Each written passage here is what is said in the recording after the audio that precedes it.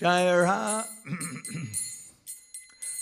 Radha Madhava Kunja Bihari.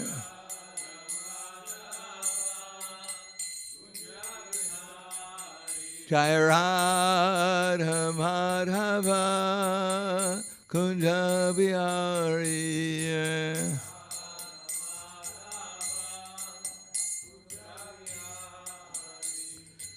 Gopi Jana Vallabha Girivanadari.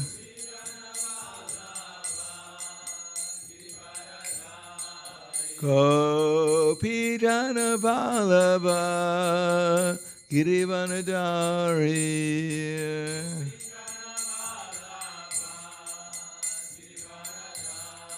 Yasodanandana Braja Janaranjana. Yasodanandana Braja Janaranjana. Yamuna Tira Vanachari. Yamuna Tira Vanachari. Jaya Radha Madhava Kunja Bihari.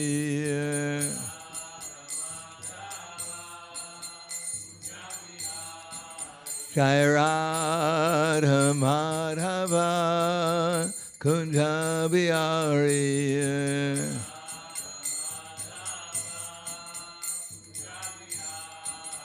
Gopi Jana Vallabha Girivanadari.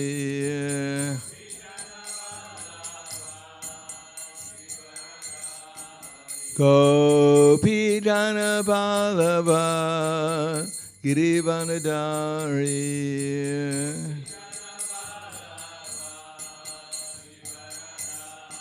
Yasodanandana Braja Janaranjana.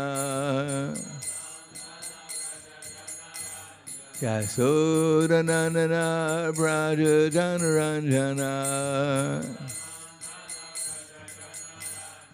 Yamuna Tira Vanachari. Yamuna Tira Vanachari. Jaya Radha Madhava Kunja Bihari.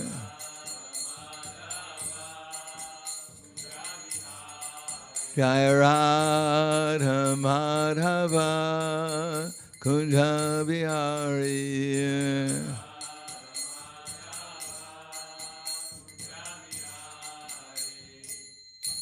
Jayam Vishnupad Paramahansa Brahmadakacharya Asadhara Sadushi Shiman. His Divine Grace Shalasi Bhaktivedanta Swaraj Srila Prabhupada Ki Jai. Gaur Premanande Hariva Slava Zabrani Bhaktam Slava Shri Guru Shri Garangi. Namo Vishnu Padaya Krishna Prasthaya Bhutale Srimati Bhaktivedanta Swami Namane. Namaste Saraswatam Deve Gauravani Vicharane Nirvishesha Srinivadi Paskadyade Siddharne. Om Agyanatamanandasya Gyananjana Salakaya Chaksur Militam Yena Tasmai Shri Guruve Namaha. Shri Chaitanya Manobishtam Stapitam Yena Bhutale Swayam Rupa Gadamaya Dadati Swapadantikam Pandeham Shri Guru Shri Yuta Padakamalam Shri Gurum Vaishnavam Scha Shri Rupam Sagrajatam Sahagana Raghunatam Vitam Tam Sajivam Sadvaitam Savadutam Vrijana Saitam Krishna Chaitanya Devam Shri Radha Krishna Padan Sahagana Lalita Shri Visakans Vitamscha.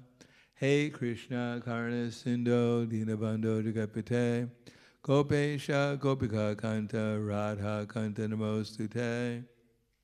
Tapta Kanchina Gaurangi Radhe Vrindavaneshwari Prishubhanu Sudadevi Pranamami Hari Priye Panchakapa Dhruvyascha Kripa Sindhu Vyevacha Patidanam Pavanebhyo Vaishnavebhyo Namo Namaha Shri Krishna Chaitanya Pranitinanda Shri Advaita Gadadhar Shivasadi Gaura Bhaktivinoda Hare Krishna Krishna Krishna Hare Hare Hare Rama Rama Rama Hare Hare Om Namo Bhagavate Vasudevaya Om Namo Bhagavate Vasudevaya Om Namo Bhagavate Vasudevaya Srimad Bhagavatam, Canto 1, Chapter 4, The Appearance of Sri Narada, Text 17. Bodhikanam cha bhavanam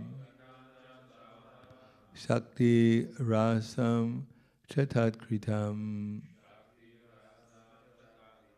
Ashwadadana nisatvan Dharmedan Rasitash Yushaha Bodhikanam Chabhavanam Sakti Rasam Chatatkritam Ashwadadanan Nisadvan Dharmedan Rasitash Yushaha.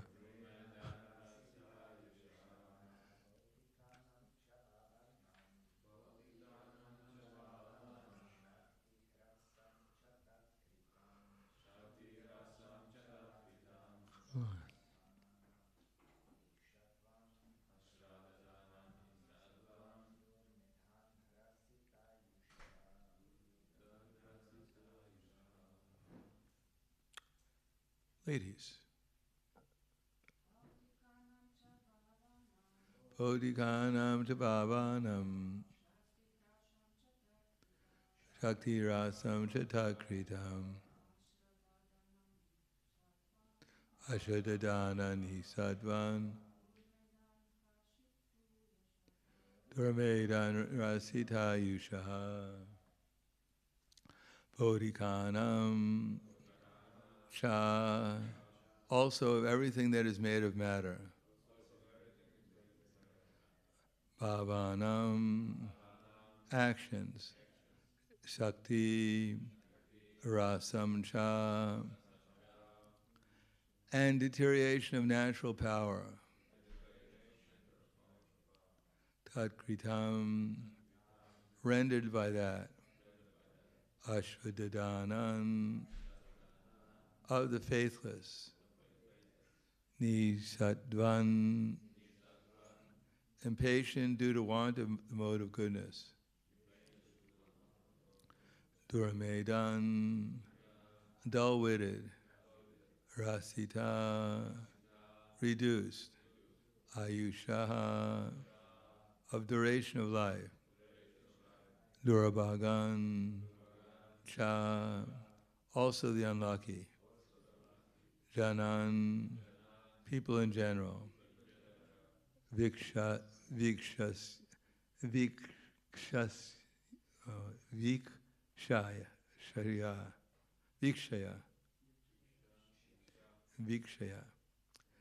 by seeing.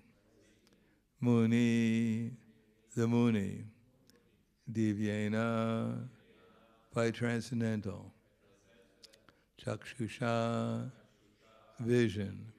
Sarva, all. Varna ashramanam,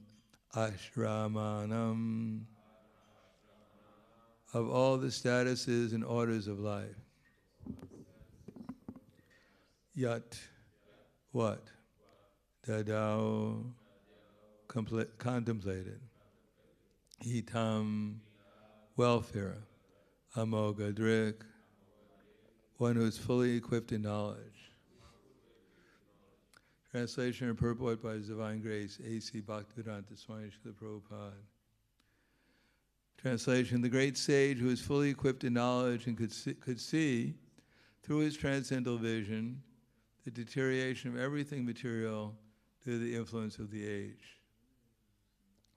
He could also see that the faithless people in general would be reduced in duration of life, would be impatient due to lack of goodness. Thus he contemplated for the welfare of men in all statuses and orders of life. Please repeat. The great sage who is fully equipped in knowledge could see through his transcendental vision the deterioration of everything material due to the influence of the age. He could also see that the faithless people in general would be reduced in duration of life and would be impatient due to the lack of goodness. Thus he contemplated for the welfare of men in all statuses and orders of life.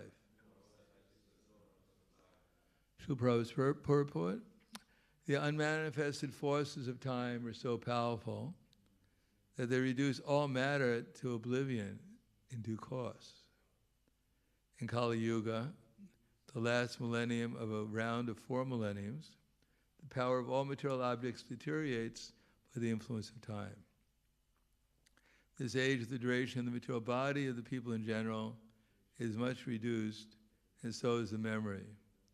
The action of matter has not so much incentive. The land does not produce food grains in the same proportions as it did in other ages. The cow does not give as much milk as it used to give formerly. The production of vegetables and fruits is less than before. As such, all living beings, both men and animals, do not have sumptuous, nourishing food due to the want of so many necessities of life. Naturally, the duration of life is reduced, the memory is short, the intelligence is meager, and mutual dealings are full of hypocrisy and so on. The great sage Vyasadeva could see this by his transcendental vision. As an astrologer can see the future fate of a man, or an astronomer can foretell the solar and lunar eclipses, those liberated souls who can see through the scriptures can foretell the future of all mankind. They can see this due to their sharp vision of spiritual attainment. And all such transcendentalists, when actually devotees of the Lord, are always eager to render the welfare service to the people in general. They are the real friends of the people in general, not the so-called public leaders who are unable to see what is going to happen 5 minutes ahead. In this age, the people in general, as well as their so-called leaders, are all unlucky fellows, faithless in spiritual knowledge and influenced by the age of Kali. They're always disturbed by various diseases. For example, in the present age, there are so many TB patients, tuberculosis patients, and tuberculosis hospitals. But formerly this was not so because time was not so unfavorable. The unfortunate men of this age are always reluctant to give a reception to the transcendentalists or the representatives of Srila Vyasadeva, and selfless workers always busy in planning something which may help overcome in all statuses and orders of life. The greatest philanthropists are those transcendentalists who represent the mission of Vyasadeva, Narada, Madhva, Chaitanya, Rupa, Saraswati, etc. They're all one and the same. The personalities may be different, but the aim of the mission is one and the same, namely to deliver the fallen souls back home, back to Godhead. Bodhikanam cha bhavanam shakti rasam cha tatkritam ashvadadanan nishatvam duramedan rasita yushaha. The great sage who is fully equipped in knowledge can see through his transcendental vision the deterioration of everything material. Due to the influence of the age, he could also see that the faithless people in general would be reduced in duration of life, would be impatient due to lack of goodness. Thus he contemplated for the welfare of men in all statuses and orders of life. Namo Vishnu Padaya Krishna Prasthaya Bhutale Srimate Bhaktivedanta Swami Namane Namaste Saraswatam Deve Gauravani Vicharane Nirvishesha Srinivadi Paskyadyade Siddharane. The Bhagavatam says, Tatas Chanudinam Dharmam Sattvam Shema Dhamma Shaya Palena Kalira Rajan Nakshat Yanur Yakshat Nakshat Yayor Balam Smriti. So Tatas Chanidinam Dharma. Tatas means day after day. Tatas Chanudinam. Tatas Chanudinam Dharma. Day after day, religious principles will be decreasing. As it says, Dharmak Sattvam Pranitam Guhayam. Actually, that's one thing. Dharmak Pranita Dharmak Swanusita Dharma.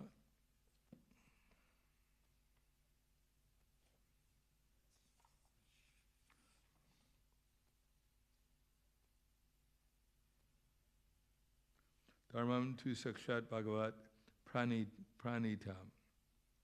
Dharmam tu sakshat bhagavat pranitam. That the actual propounder of religion is Krishna. And Krishna has one aim in mind in the material world, either to give the living entities the opportunity to fulfill their free will and try to enjoy their senses, but the ultimate aim is that after being frustrated in the attempt to enjoy the senses, one may try to become conscious of Krishna. Sahajagna prajashvisva puro prokta prajapati anena prasavishadvam esha yosvita karmaduk. At the beginning of the creation, the Lord of all creatures sent forth generations of men and demigods along with sacrifices and blessed them by saying, be this happy by this yagya, because his performance will bestow upon you all desirable things. And the previous verse, Krishna said, Jagna tat kamanonyatra loko yam karma bandhanai tarartam apikontiya mukta sangha samatra. That work should be done as a sacrifice for me. Otherwise, work binds one to the material world, perform prescribed duties for his satisfaction, O son of Kunti, and this way he'll become unattached and free from bondage. In other words, the aim of work is to get out of the material concept of life by doing that work for Krishna. The example is used that if one has jaundice caused by taking too many milk products, the cure is to take some milk product, but with a certain chemical added to it, certain medicine added to it. And that will cure the disease of jaundice. Or taking sugar candy also, although the sugar candy at first will taste very bitter, but as the jaundice is cured, then the sugar cane is revealed as being actually sweet. In the same way, activities in the material world, under the three modes of material nature, cause different degrees of suffering. But when those suffering activities are performed as a sacrifice for Vishnu, therefore they gradually produce purification, ultimately transcendental happiness for the soul. Either tushanti or ramanti, depending on the degree of consciousness that the soul has. It's not a question of just doing work, it's a question of doing work for Vishnu, to please Krishna. It's the relationship with Krishna that transforms our normal activities into spiritual activities. Without a positive, loving relation with Krishna, then we remain on the material concept of life that we have to please our senses. Either we try to please Krishna, or we have to try to please our senses. We're servants by nature. The question is, what is the nature of our service, either spiritual or material? Therefore, transcendental vision is necessary, but unfortunately, tatasyanudinam dharma, people, gradually they've forgotten what dharma is, how the material nature actually works.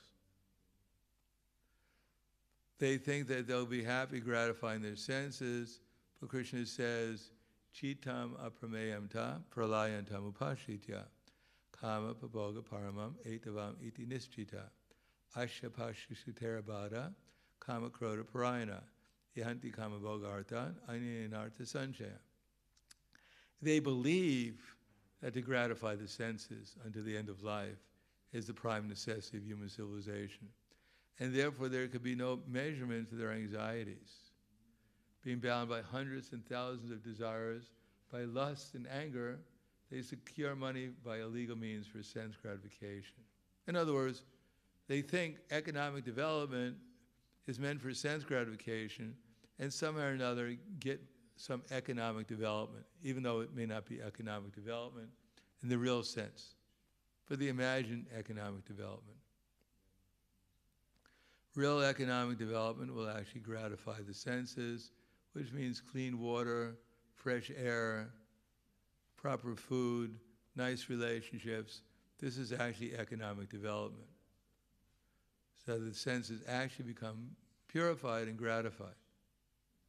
Otherwise, how is it possible to breathe in contaminated water, contaminated air, to drink contaminated water, to eat rotten food full of chemicals, preservatives, pesticides, insecticides, peoplecides? How is it possible to gratify the senses in that way? It's not possible. People are not gratified. As a matter of fact, they found a chemical, you can put it in popcorn, which they use at the movie theaters, that when you eat the popcorn, you never feel satisfied. Matter of fact, all you do is feel thirsty, so that you go and drink, you buy more drinks at the counter, and you buy more popcorn because you're ever more hungry the more you eat the popcorn. That way they make more from the sodas and from the popcorn than they do from the movie ticket. But people are, Etevidu Swartikathimi Vishnu, Dharashya Ye Bahir Artamanina. They think this is life. Go to the movie theaters and eat popcorn, drink some soda full of sugar.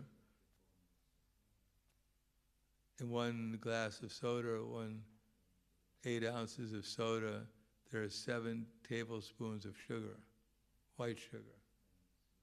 So you don't have to take a drug to get high, you just have to take a can of soda, and you'll be flying for a while. Of course, the problem with soda is that after some time your teeth will also dissolve, which is a problem. It's hard to eat anything without teeth. They put, in a can of soda, they put nails, 1 nail in it, and left it for a week, and the nail disappeared. And imagine what it does to your stomach. Probably your stomach disappears after some time. But then they give you a plastic one, so there's no problem. So day after day, real dharma, real understanding of how the material world works is reduced. Dharma, tatasyanudinam dharma, sattvam, truthfulness. Material existence is a lie in itself. Everyone is imagining that there's something that they're not. And it's gotten to the point, as we know, people believe that they can claim to be a 6 foot, 2 meter, less than 2 meter high man can claim he's a 2 meter, 10 centimeter Chinese basketball player. And people will believe him. So where is truthfulness? They're lying, the person's lying, they're just living in a complete illusion.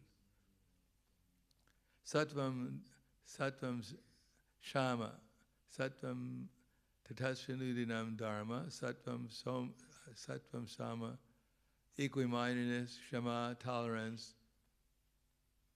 These are all being diminished. People cannot tolerate even waiting for more than 15 minutes to get their slice of pizza.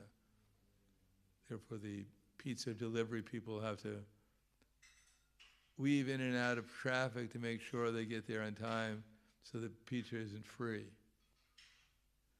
Because people can't wait more than 15 minutes for a slice of pizza. Their minds become too disturbed. Sattvam soma shama daya. Daya means merciful. People are not merciful to the animals, certainly. And if they're merciful to one animal, they want to save the porcupine or something, save the whale, save the pig. When they don't mind killing their own children in the womb. The same people who want to save the penguins don't mind killing their own children, having an abortion. So it's full of hypocrisy. They think they're being merciful to the penguins, but that's not mercy. If you can't be merciful to your own fellow human being, what is the value of being merciful to penguins? Tatasunidanam dharma, sattvam shama daya shama. Balena kalira raja. By the strong force of Kali Yuga, nakshat yanam balam smriti. People lose their smriti and their memory and their balam, their physical strength. Nowadays, people can hardly lift up their remote to turn the channel. The remote is on the desk, 2 meters away. They contemplate if they have enough strength to get up and get the remote to change the channel. And memory, as I always tell that story about Rose. The two men are discussing how one man said, I just went to this fabulous restaurant yesterday. It was really nice with my wife. So he said, what was the name of it? He said, well, I can't remember. But maybe I'll ask my wife. Maybe I'll ask. But just give me a hint. Maybe I'll remember it. So he said, what kind of hint? He said, well, I can remember it was something kind of flower. Oh, yeah? And it's red. It smells really nice. Rose. That's right, Rose. Hey, Rose, what was the name of that restaurant we went to yesterday?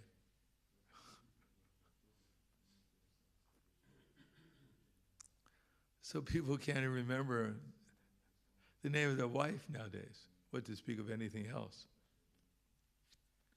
And that's going, day after day, things will deteriorate.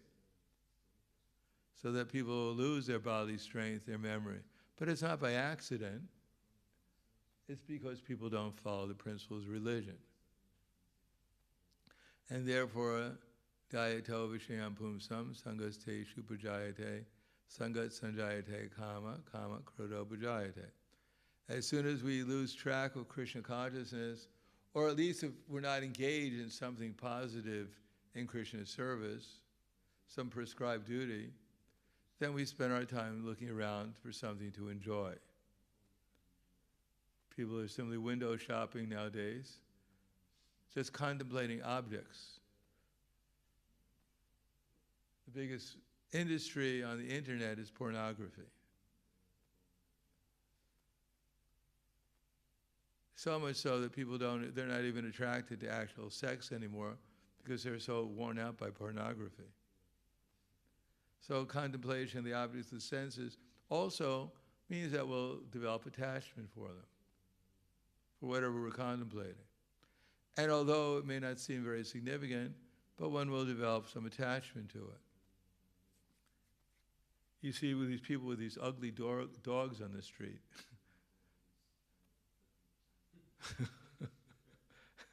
And for them it's fifi. It's their beloved, Fifi. They even kiss the dog. As I always say, the dog licks its behind, and then it comes out and licks you. And they think, oh, this is love. Fifi loves me. Fifi's giving me her remnants.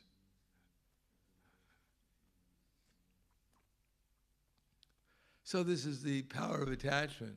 Bharat Maharaj fell in love with the deer cub due to the power of contemplation. And then from that contemplation, then the attachment comes, and we think that's love. We think it's attraction. And then from that attraction, from that lust, ultimately, when greed comes, because lust is never satisfied, as long as we have the capacity, we try to enjoy until we get tired, and then we renounce temporarily. And then we get frustrated. People enjoy too much in their youth, and then when they get old, they're simply in frustration. They think about how they used to enjoy and how they're suffering now. They don't see all these old people. They're wasting their lives playing checkers in the park. They have no brains left to do anything else. And we wonder, how did they wind up there? Why wasn't Prabhupada like that? Why wasn't he playing checkers in the park when he became over 70? Because he didn't waste his brains on frivolous activities. So as Prabhupada, when he was emaciated, and the devotees were thinking, oh, poor Prabhupada. Prabhupada said, don't think you won't become like this sometime also. The paddy, in India, they put cow dung paddies on the walls of their houses in order to dry them out, to use them as fuel. So when the cow dung paddy is dry, the owner takes the cow dung patty and throws it into the fire to use for cooking. And all the other cow dung patties are laughing at the cow dung. Just see he's getting burnt. They don't realize that they're going to dry out soon also and then be thrown into the fire. They're imagining that they're young cow dung patties, they're going to be moist forever. But that's not how it works. And from anger comes bewilderment, that we lose touch with reality. We're already out of touch with reality, but we become even more out of touch with reality, and we imagine that we're actually living a material existence, that this is real, and that spiritual life is some kind of dream, that our present existence is actually real. However temporary it may be, we're only here for a moment, and then we go somewhere else in eternity. But we're taking this one moment is so real that we're even able to neglect our spiritual life just to gratify our mundane desires, temporary desires, at the risk of falling back into the lower species of life. That's called illusion. And then we forget memory. We may have had, just like Daksha. Daksha was praying to Krishna because he wanted to populate the universe. So he offered wonderful prayers, the Hansa-Guhya prayers in the Srimad Bhagavatam, to Lord Vishnu, who came riding on the back of Garuda. And Daksha was so ecstatic, so much pleasure he felt by Krishna's presence, that he couldn't even keep standing. But ultimately, when Krishna asked him, what do you want? What kind of benediction do you want? He said, please give me unlimited sex life. He just experienced unlimited pleasure, practically speaking, in the presence of Vishnu, and now he wants some mundane pleasure instead of eternality, eternal pleasure. So that's called forgetfulness. And then we lose our intelligence. So we have no memory. We have nothing upstairs to figure out what's going on. Then our senses just take control. We lose our spiritual intelligence, and we're driven just by our senses. Our intelligence, instead of controlling the senses, becomes an instrument to serve the senses, because we forgot who we really are. And the result is that we get deeper and deeper into material existence. It's not all at once. No one goes to hell by a jet plane, Kali Yuga. There's not enough fuel for everyone to go to hell by jet plane. Instead, it's one step at a time. One contemplation after another gradually leads one to the darkest regions of existence. So, Srila Vyasadeva, he saw what was going on, but he was compassionate, because that's the mood of the spiritual world, is love. If one is actually on the spiritual platform, one only business is to make Krishna happy, and Krishna is happy by seeing everyone else happy.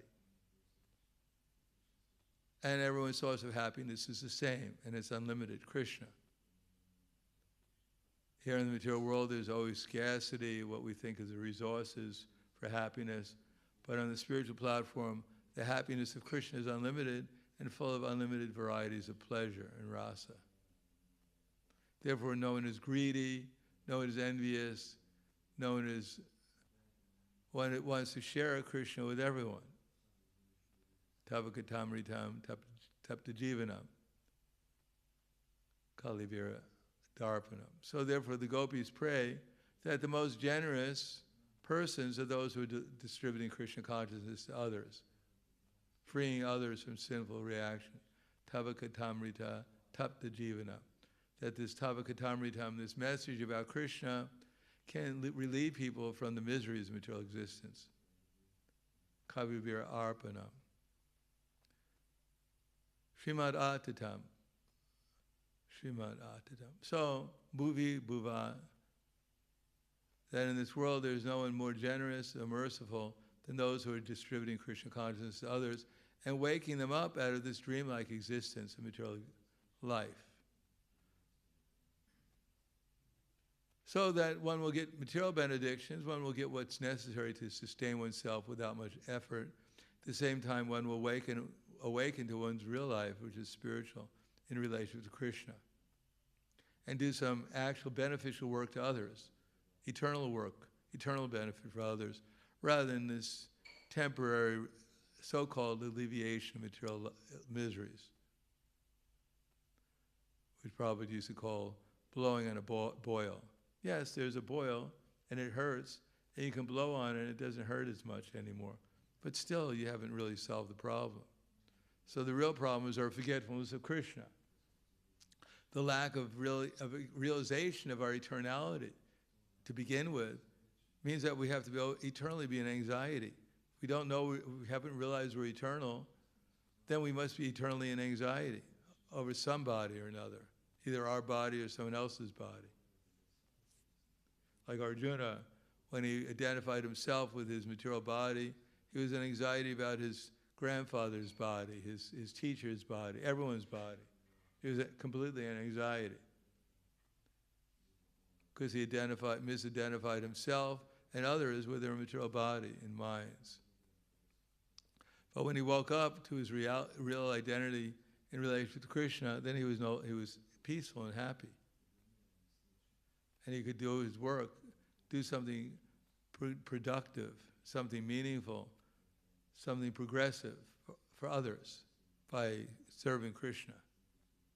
Otherwise, we're just living in a dream and we're helping others in their dreamlike existence. But better to wake people up, better that we wake up and wake others, and then we'll find out that this nightmare of material existence isn't real. It's just like another variety of dream. It's our daydream rather than our night dream. So better to wake up. And as it will find out, as we heard already, that, no, actually we haven't heard yet, only in the 5th chapter, that Srila Vyasadeva, he meditated upon the Supreme Personality of Godhead. And there he saw the Supreme Lord in his effulgent form, and in the backside there was Maya. Then he saw Yasamohita Jiva Atmakam Trigunatmakam. Then he saw the living entities, they're all suffering due to the threefold miseries. And so what did he do? He compiled the Srimad Bhagavatam.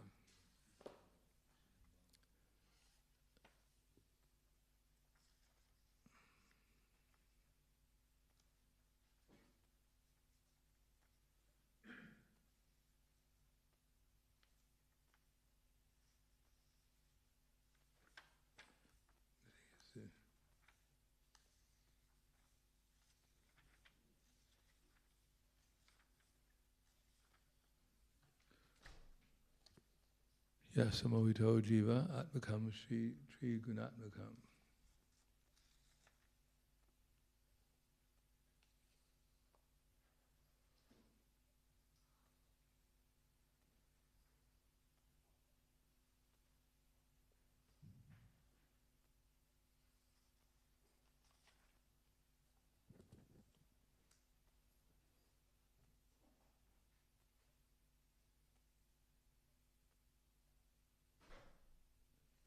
It's the 7th chapter.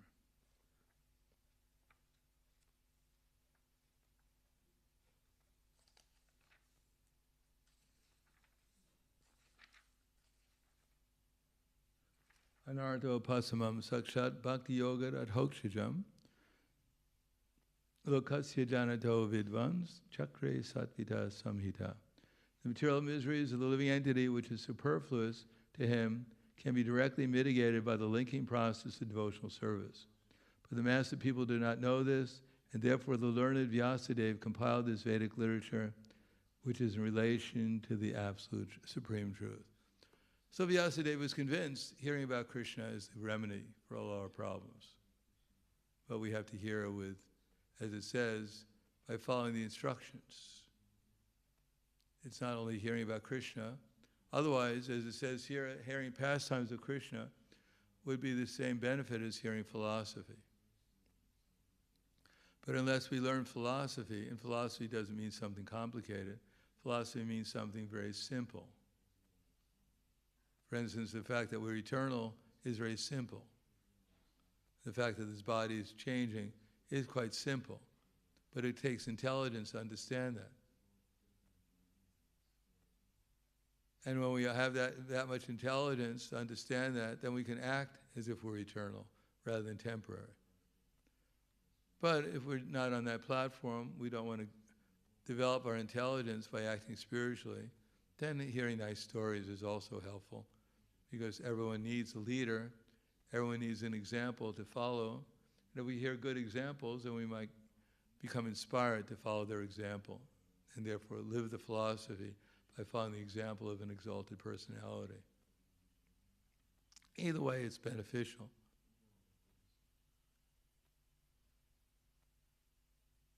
But we shouldn't think that Srimad Bhagavatam is too complicated. It's actually quite simple. We're the ones who are complicated, mental, confused, bewildered by illusory energy. And therefore we should try to take Bhava Oshadis Chotra Mano Ramat. Take the medicine of hearing Srimad Bhagavatam every day. Try to see something that we can apply within our lives. If not, just pay a little bit more attention when we're chanting Hare Krišna. Chant a little bit more sincerely to Srimati Radharani and Krishna, and be happy. Try to engage in their loving service while we're chanting by being loving when we're chanting. That's the best way of chanting. So we can be bewildered and anxiety. We can be so many different things, inattentive. But we could also be loving if we choose. That's up to us. So I'll stop there. Thank you. Any questions or comments?